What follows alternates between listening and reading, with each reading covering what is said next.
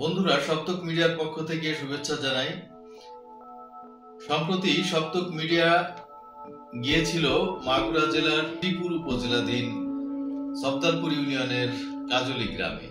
এই কাজলি গ্রাম একটি ঐতিহ্যবাহী গ্রাম। এই গ্রামে দুইটি যুদ্ধে, অর্থাৎ 1965 সালের পাক ভারত যুদ্ধে এবং 1971 সালের যে বাংলাদেশের স্বাধীনতা যুদ্ধে অংশগ্রহণ করেছিলেন এমন একজন ব্যক্তি যার নাম মোল্লা মতিয়ার রহমান। আমরা ঠিক মোল্লা মতিয়ার রহমানের তার দৈনন্দিন জীবন কেমন চলছে এবং তার অতীত কেমন ছিল এবং তিনি বর্তমানে কেমন আছেন, চলুন আমরা মোল্লা মতিয়ার রহমানের তার দৈনন্দিন জীবনলিপি পাঠ করে আসি।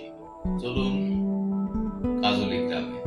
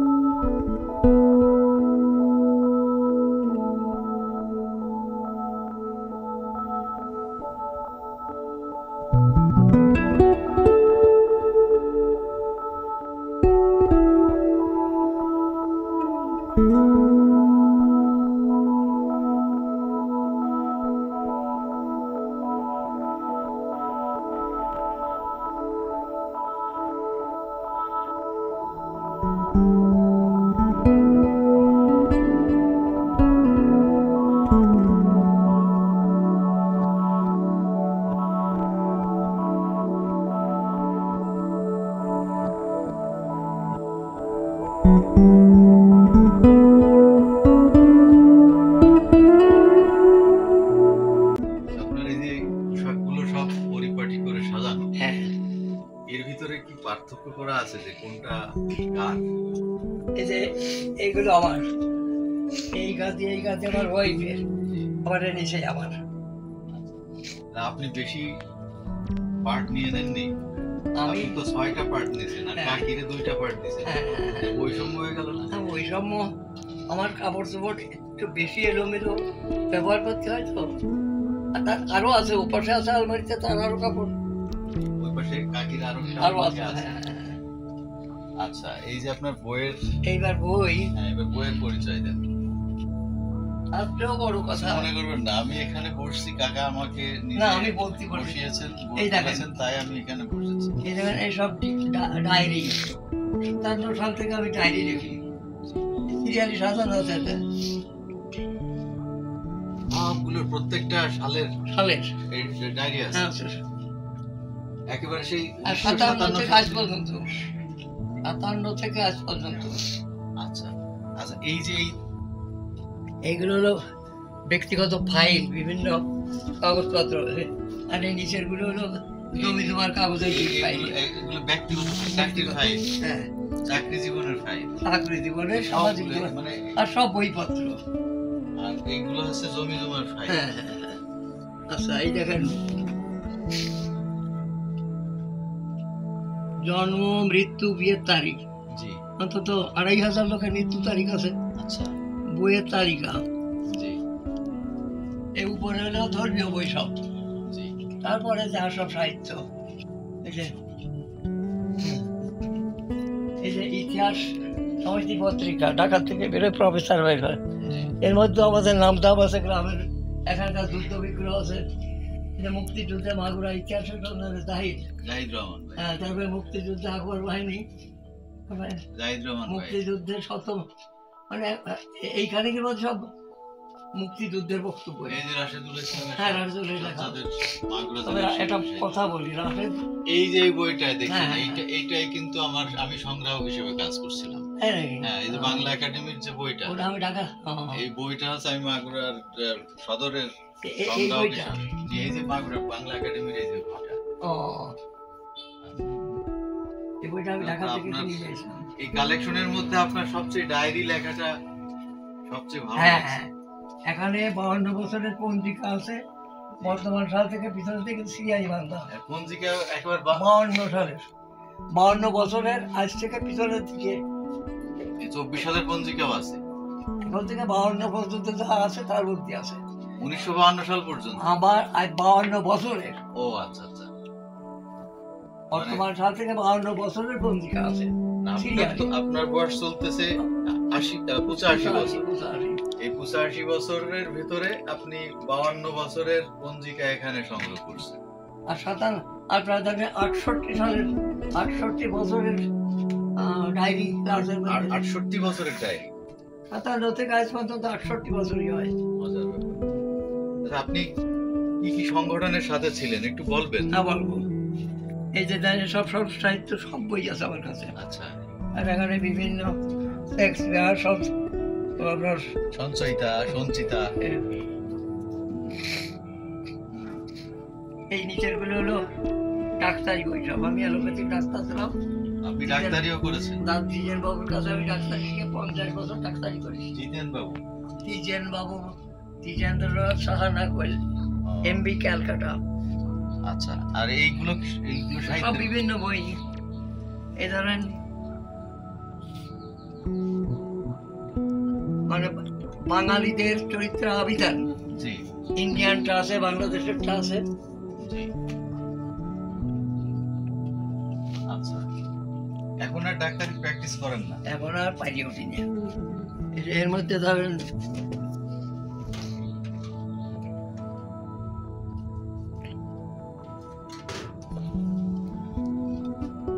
জমিজমার কাগজপত্র, সব জমিজমার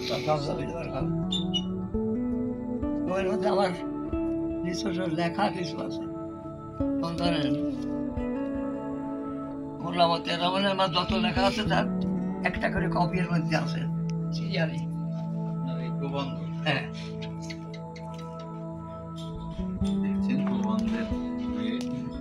মোল্লামতি রহমানের লেখা কপি ও ক্রম অনুসারে রাখা ও ছেলে মেয়ে নাতি অন্যান্যদের লেখাও শেষের দিকে যে কিছু আছে কাউকে দেওয়া যাবে না, ফটো করে দেওয়া যাবে। ফটো করে দেওয়া যাবে। আমার অবর্তমানে কেউ হয়তো এটা যদি কেউ নিতে চান তাহলে ফটো করে নেবে, ফটোকপি করে নিতে পারবেন। কিন্তু এই ফাইলটা উনি যত্ন করে রেখেছেন একেবারেই তালাবদ্ধ করে এই আলমারির ভিতরে, এবং লিখেও রেখেছেন এটা কাউকে দেওয়া যাবে না। এরকম পরিপাটি মানুষ আমরা খুবই কম দেখতে পাই। আর কি এই পাশে আর কি আছে? এই আটমানি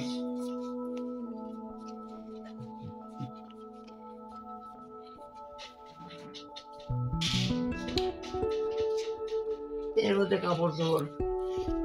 কাপড় দেখার আগে আমরা এখানে দেখতে পাচ্ছি এই যে ক্যাসেট সবখানে ক্যাসেট আছে 100। বন্ধুরা, এই যে 90-এর দশকে এবং একবিংশ শতাব্দীর প্রথম দশকেও কিছু কিছু ক্যাসেট এর প্রচলন ছিল, কিন্তু আস্তে আস্তে সেগুলো এখনই স্মৃতি। এই যে আধুনিক গান, রবীন্দ্র সঙ্গীত, নাটক, দেবী সুলতানা, মান্না দে বিরহ, পরকালের আলোচনা, মানে বিভিন্ন ধরনের ক্যাসেটের পরবর্তী এই যে দেখছেন একেবারে পারিবারিক গানের ক্যাসেট, এবং এই যে পরবর্তী সংস্করণ এই ক্যাসেটের পরবর্তী সংস্করণ হচ্ছে এটা ভিডিওতে বা ডিভিডিতে ওই সময় ভিসিআর মেশিন আপনার এই ক্যাসেট জাপানি ক্যাসেট ওই উপরে আলমারিতে আছে। আচ্ছা, ওই ক্যাসেটটা আমরা দেখব। আচ্ছা, মানে এখানেও ধরেন কাপড় চোপড়, এটা ওটা, এর নিচে লেপ, কাঁথা, বালিশ, এই যে একেবারে পরিপাটি করে সাজানো। এই যে ডাক্তারি কথা বুঝলেন, ডাক্তারি যে ব্যাগ আমার মতিয়ার কাকা মোল্লা মতিয়ার রহমান উনি রেখে দিয়েছেন অত্যন্ত যত্ন করে। এর ভিতরে কাঁথা বালিশ এর ভিতরেও আছে। এই আলমারির ভিতরে এর মধ্যে দেখেন। বন্ধুরা, ভাববেন না আমরা তদন্ত করতে এসেছি, আমরা কিন্তু এসেছি এখানে একজন মুক্তিযোদ্ধা যিনি 1965 সাল এবং 1971 সালে প্রত্যক্ষভাবে দুইটা যুদ্ধে তিনি সংশ্লিষ্ট ছিলেন, অংশগ্রহণ করেছিলেন, নেতৃত্ব দিয়েছেন। আমরা এমন একজন ব্যক্তিত্বের সান্নিধ্যে এসেছি এবং তার ব্যবহার্য জিনিসপত্র দেখেছি, এবং তার সন্তান সংগ্রাম ভাই, তিনিও একজন যাত্রা লেখক এবং তিনি একজন অভিনেতা, তিনি একজন থিয়েটার কর্মী, তিনি একজন গায়ক, তিনি একজন সুরকার।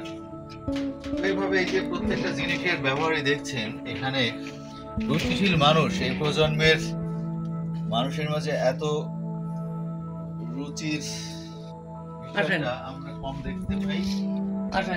আমরা এর পরের রুমে যাচ্ছি যে কি কি দেখবো। আমার বৌমা থাকে এই রুমে। আচ্ছা, এখানে কি চমক আছে কাকা? আচ্ছা, এখানে যে যন্ত্রপাতি আছে, গানের 2 সেট হারমোনিয়াম, ডুবি, তবলা, এটা ওটা। এই সাইকেল কার? সাইকেল একটা ছেলের, একটা নাতি ছেলের। আচ্ছা, এইখানে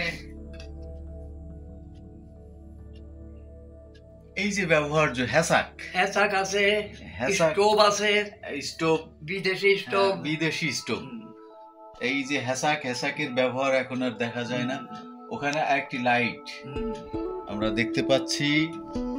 এইদিকে এই যে তবলা এবং ডুগি, এবং এর উপরে কি যাত্রার কাপড়, ওইসব যন্ত্রপাতি ধাপটা চালায়। আচ্ছা, আর তারপরে নিচে দুটোই হারমোনিয়াম। এই দুইটাই হারমোনিয়াম। বুঝতেই পাচ্ছেন, সংস্কৃতি চর্চার একটি পরিবার, একটি আধুনিক পরিবার, একটি মননশীল পরিবার। এবং কাকার যে 5টি মেয়ে, এই 5টি মেয়ে কিন্তু সংস্কৃতির সাথে বৌমা এসব ব্যবহার করে। এর ভিতরে লেপটেপ কাঁথিত আছে। এখানে বড় সড়ো বাথরুম। হ্যাঁ, বাথরুম দরকার নেই আমাদের।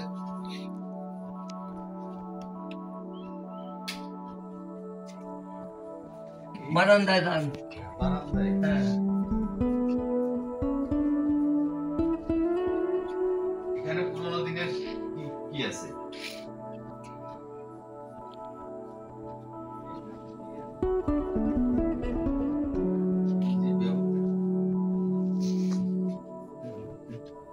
আগায় যান, ওইটা খাওয়ার ঘর।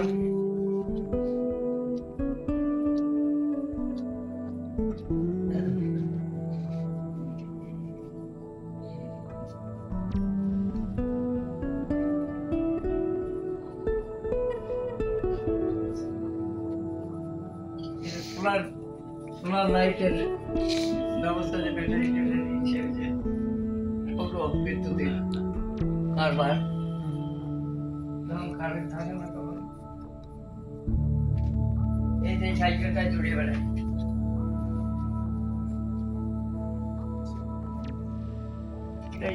এখানে কয়টা ডিকশনারি? 6টা। 1 2 3 4 5 6টা। আরো ভিতরে আছে। আমার মতিয়ার কাকা একজন প্রধান শিক্ষক ছিলেন, এবং তখনকার শিক্ষকরা কত পড়াশুনো করতেন তার পরিচয় আপনারা এই 6টি ডিকশনারি দেখার মাধ্যমে। English to English, English to Bengali, Bengali to English, Bengali to Bengali, সব ধরনের ডিকশনারি এখানে রয়েছে। এর ভিতরে কি আছে? ওইটা দেখাচ্ছি, এই ক্যাসেটটা দেখো। হ্যাঁ, এই ঠিক লাগে বলে যে হেটা রেডে নাতি ছেলে কিনে দিয়ে গেছে।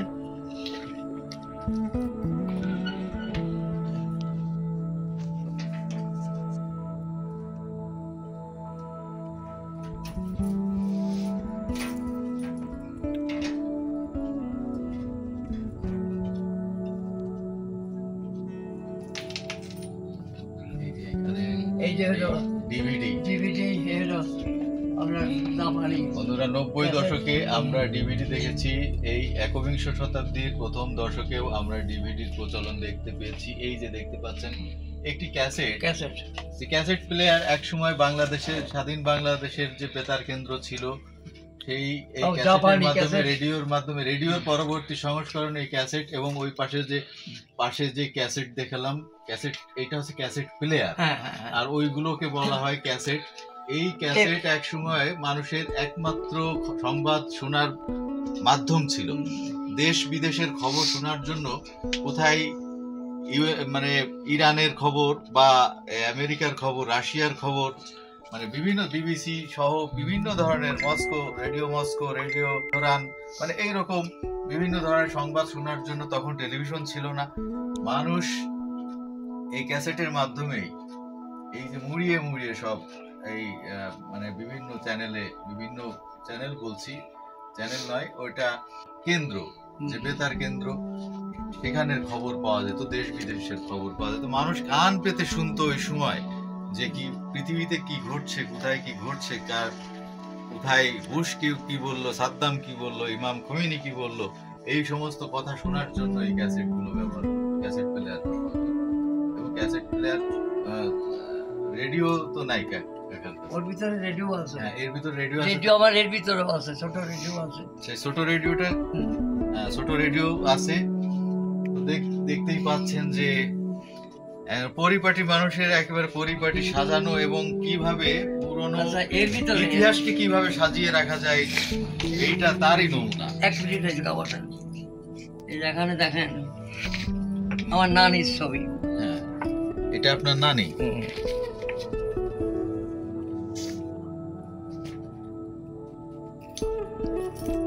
এই যে দেখতে পাচ্ছি যে মোল্লা মতিয়ার রহমান এবং তার সহধর্মিনী, এখানে তার সন্তান। This was my first wife. First wife. And this is second wife. This is second wife. এটা আমার ফার্স্ট ওয়াইফের প্রথম জীবনের ছবি, এটা পরবর্তী জীবনের ছবি। এই যে কাজী ফজলুর রহমান আমি আমার এটিসি নাতি, সেটা তার ফ্যামিলি, যে দারিপুর পীর সাহেবের ছেলে আবু সালেহ ভাই, ইনি একজন ছড়াকার, বিশিষ্ট সাহিত্যিক এবং দারিয়াপুর পীর বাড়ির সন্তান। হ্যাঁ হ্যাঁ হ্যাঁ, এই যে বিভিন্ন জায়গায় বক্তৃতা দিছি, বক্তব্যের, এই যে তার ছবি, এই যে এখানে বক্তৃতা দিছি বহু জায়গা। তার কর্মজীবনের বিভিন্ন ধরনের ছবি, আত্মীয় পরিজনদের ছবি, তার স্মৃতিগুলো এই টেবিলেই রেখে দিয়েছেন তিনি, এবং এই টেবিলে বসে আপনি অধ্যয়ন করেন। এখানে বসে তিনি, এই যে আমার ফেয়ারওয়েলের দিনের ছবি দেখেন, ফেয়ারওয়েলের দিনে ডিসি সহস্ত্রী কাটছিলেন, এডিসি এমপি আকবর সাহেব, অধিনায়ক আকবর সাহেব, ইউনু সাহেব, বহু লোক আসছিলেন। আমার বাড়িতেও তারা আসছিলেন। এই যে আপনার বাড়িতে তারা আসছে। এই যে আমার ছেলের ওয়াইফ, ছেলের গান্ডাকালের বড় ছবি সব। এই যে প্রিন্সিপাল মোস্তফা সাহেবের কথা বললাম, এই যে প্রিন্সিপাল মোস্তফা সাহেব, এই যে জেলা শিক্ষা অফিসার আমাদের ভাবি, এই যে শ্রীপুর কলেজের প্রিন্সিপাল ছিলেন আমজাদ সাহেব, আকবর চেয়ারম্যান, আমি তার বাড়িতে বসে ছবি তোলা। আমার কাছে একটা আছে, ডিভিডি আছে, 400 ছবি তাতে করা আছে আমার নিজের এবং পরিবার পরিজনের, নামি দামি লোকের। টিভিতে দেখা যায়, কিন্তু এখন ডিভিডি প্লেয়ার তো চলে না। টিভিতেই দেখা যায়। একটা করা আছে, ওটা টিভিতেই সব দেখা যায়, ওটা সিস্টেম করা আছে। হ্যাঁ। আচ্ছা, আমরা অনেক কিছু দেখতে পেলাম।